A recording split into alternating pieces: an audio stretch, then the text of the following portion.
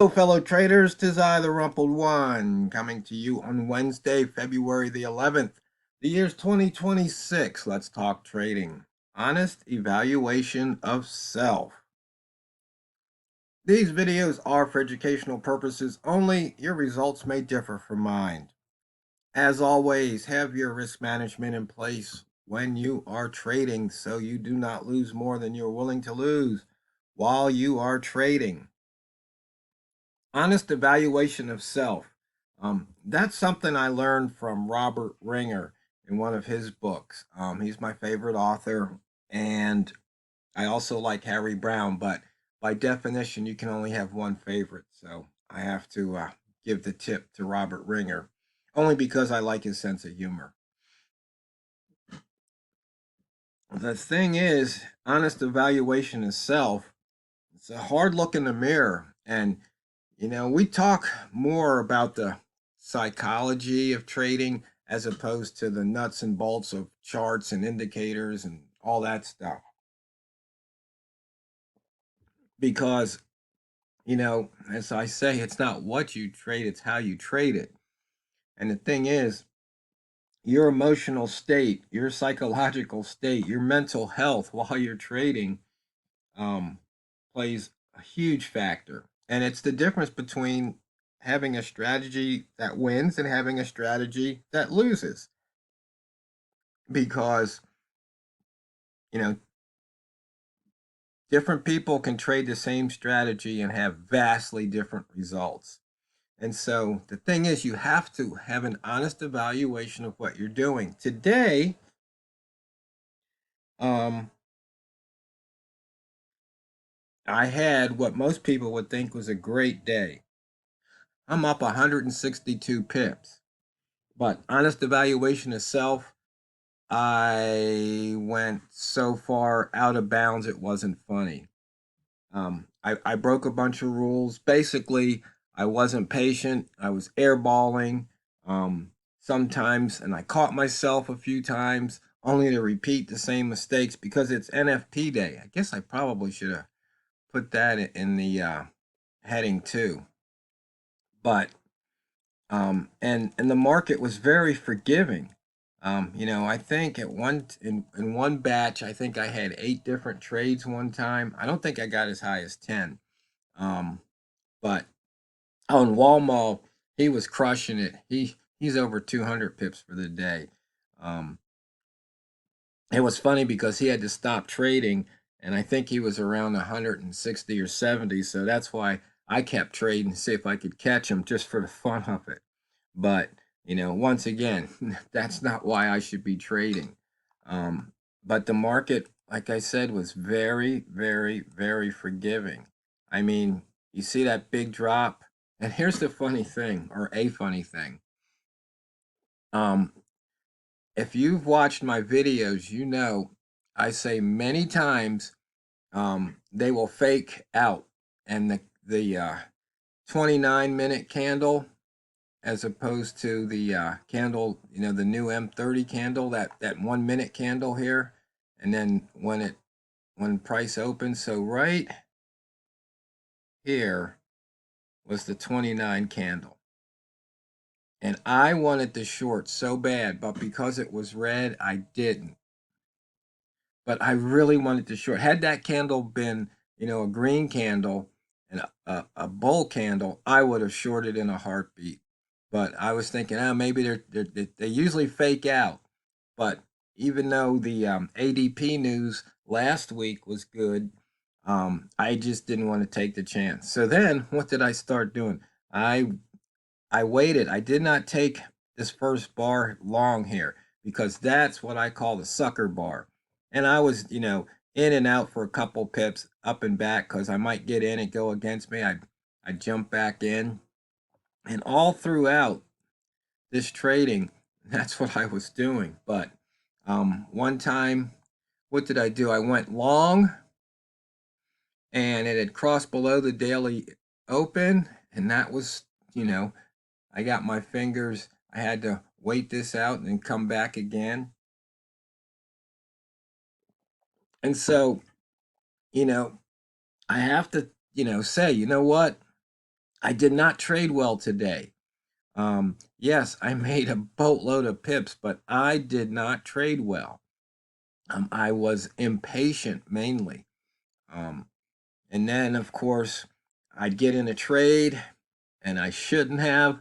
I mean, how many times did I trade long on a, a bare M30 or N5 candle? And it's like after I'd get out of the mess, I'd go back and I'd look and I'd see it's like, what? That's so stupid. Why did you do that?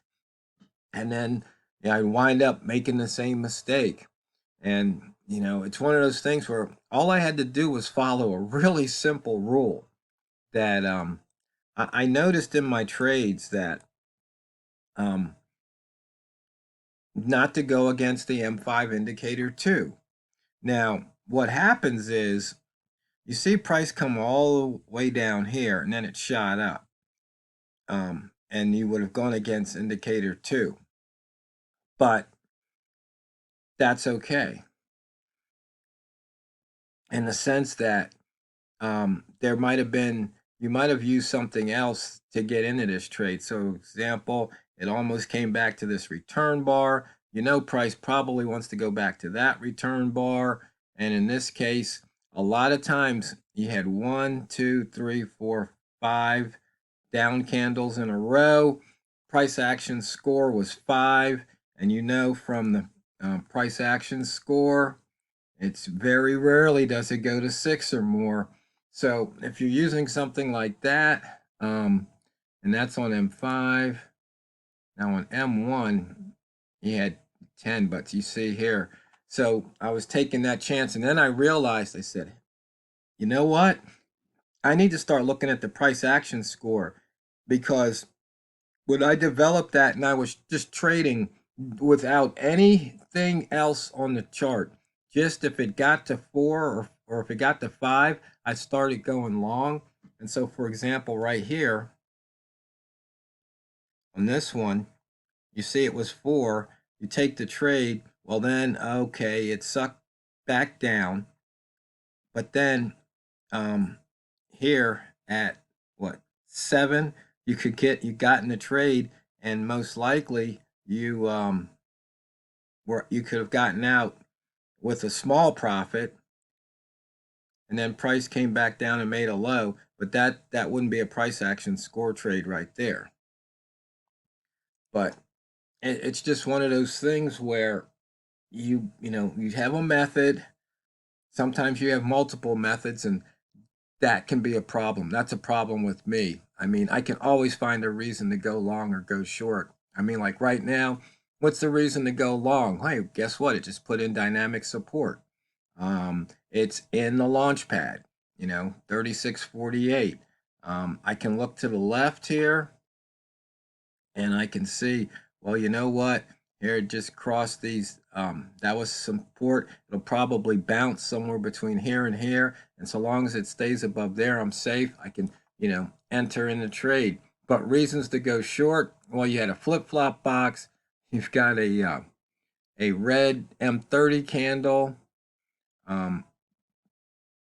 But price was above the indicator 2, which Walmart night, we're going to have we've decided on a shorthand. It's M1I2 or M5I2 for M1 indicator 2 because it's, or EMA 5, because that's just too much to say, but M1, I2. So, once again, there's reasons to go long, reasons to go short. And then you just start taking these bounces. You see here, what's this? Wick, wick, wick. All these wicks. You get in there, and because that's, buyers pushing the price up. And then, a lot of times I'd get out, but I'd have, maybe I was in it for 8 trades or 6 trades or 5 trades, and I'd average, I might make, 4 or 5 pips overall, and those pips just add up. And a lot of times I'd kick myself for getting out early, but I have a couple of rules. If I see a 1 ball or dynamic support come in front of me, I exit the trade, not being greedy. If I'm in, two or more trades and price is sucked down, but then turned around and it smiled upon me, it gave me a chance to exit with a little profit rather than try and get greedy. It's like, nope, I'm out. But the main thing is you have to look at what you are doing honestly. Don't lie to yourself. I mean, think, don't evaluate your trading based solely on how much money you made. Now, if you were um, executing properly, um, then great. I mean, right here, look at this. What was the open of that candle? Open 45, right in the middle of the launch pad. It just hit, it's over 50. Could have made 5 pips in what? Maybe a minute. That's not bad. You do that 20 times a day, what you got? You got 100 pips. But as I said here, I was talking, there's reasons to go long, reasons to go short, and you could trade your way right out of that mess.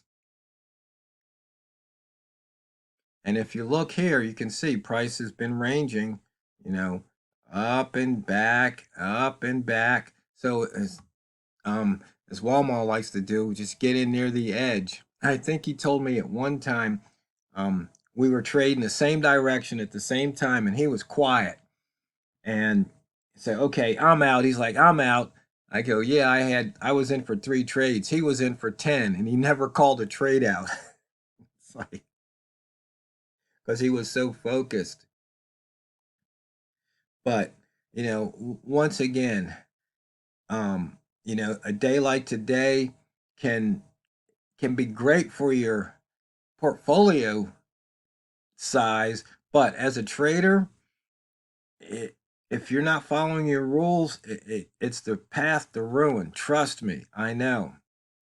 So you have to be able to honestly evaluate your performance and say, you know what, I need to stop doing this. And maybe you make notes, write it down. Say, okay, and this is all I'm going to do. Maybe you've got, if you got too many things on the screen, take them off. Um, you know, go to something simple and just trade that. I mean, like right here, you would have probably gone long at the 55, gotten burned, but I think it dropped down first, and so you would have already had your 5 pips. Point being,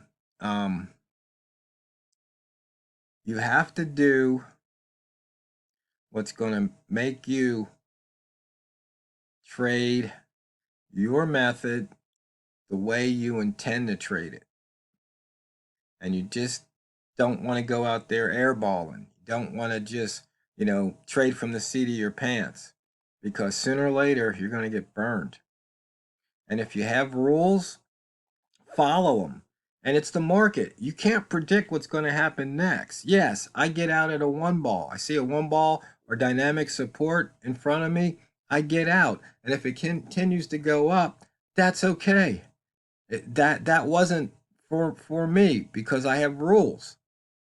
And those rules are put in place to save me from me because I can't tell you how many times, price, I might get in, price does this, I stay in, and then price does this, it's, sucks me down. And then I'm stuck in a trade. Or right here, once again, if I had gone long, look at that. And in fact, I think I was in a long trade somewhere here and finally got out. So, fellow traders, I hope that helps. I sincerely hope that helps because it might be the one thing that turns you from a losing trader into one that's consistently profitable because it's not what you trade, it's how you trade it. So go out there and drain the banks. This is the Rumpled One, over and out.